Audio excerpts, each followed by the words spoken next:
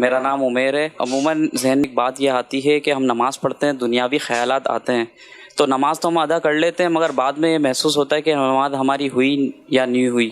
تو اس کے لیے شرعی ہمیں بتائیں کہ نماز ہو جاتی ہے اس میں؟ فقہی اعتبار سے اور اللہ پاک نے جو چیز مقرر کی ہے نماز کی کہ فرائض اور واجبات آپ نے جس انداز میں نماز ادا کرنی چاہیے تھی ظاہری اعتبار سے، وہ آپ نے جب ادا کر لی، فرائض پورے کر لی، کسی طرح کے مفسدات اس کے اندر نہیں پائے گئے، تو جو فرض ہے وہ تو آپ کے اوپر سے اتر گیا، نماز تو آپ کی ہو گئی۔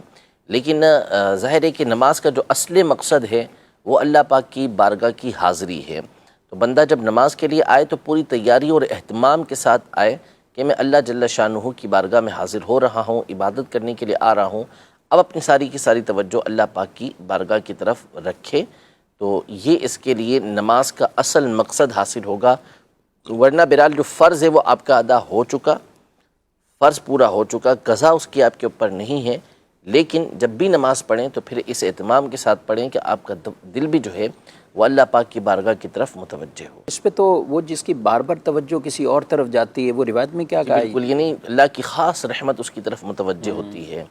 جب بندہ کسی اور طرف متوجہ ہوتا ہے، اس کی توجہ کسی اور طرف چلی جاتی ہے، تو ندا دی جاتی ہے کہ کیا مجھ سے بہتر بارگاہ کوئی ملی ہے؟ اللہ اکبر۔ تو پھر بندہ متوجہ ہوتا ہے، پھر ندا دی، پھر کسی اور طرف چلا جاتا ہے، پھر اس کو ندا آواز دی جاتی ہے کہ کیا مجھ سے بہتر کوئی بارگاہ مل گئی ہے۔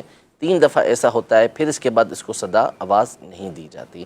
تو بہرحال اپنی توجہ نماز میں ہی رکھنے کی بھرپور کوشش کرنی چاہیے۔ اور جب یہ پریکٹس کرتے ہیں تو میرا خیال ہو ہی جائے گا نا، اس طرح کہ ایسا نہیں ہے کہ کوئی توجہ کسی کی ہو ہی نہیں سکتی نماز کی طرف۔ جب اپنی بار بار توجہ اسی طرف رکھیں گے، دنیاوی خیالات تو آ ہی جاتے ہیں ہر ایک کو کسی نہ کسی طرح، لیکن جب توجہ اس طرف رکھیں گے تو انشاءاللہ یہ بہتری آئے گی، اور نماز میں بھی آپ کو لطف ملے گا۔ بہت سے لوگ ایسے ہیں جن کو رکعت بھول جاتے ہیں، جب رکعت کا معاملہ ہوتا ہے تو اس وجہ سے بھی بعض ایسے بھی ہوتے ہیں کہ پھر وہ نماز سے بھی پیچھے ہٹ جاتے ہیں کہ ہمیں نماز پوری یاد نہیں رہتی، رکعتیں یاد نہیں رہتے، بالخصوص جن کی عمر کچھ زیادہ ہے تو ان کو بھی، ان کے ساتھ بھی اس طرح کے معاملات ہو جاتے ہیں۔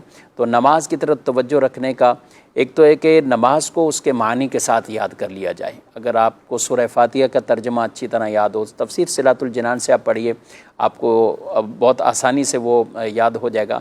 اسی طرح کچھ صورتیں ہیں، آپ ان کو ان کا ترجمہ آپ پڑھ لیجئے۔ التحیات جو نماز میں پڑھتے ہیں یہ بھی ترجمے کے ساتھ، تو یہ جب آپ کو ترجمے کے ساتھ یاد ہوگا نا، اور پھر آپ کی توجہ بھی اس طرف رہے گی، تو انشاءاللہ نماز کے اندر یہ خشوع خضوع والی کیفیت بھی رہے گی، اور ہر طرح کے وساوس سے بھی آپ محفوظ رہیں گے۔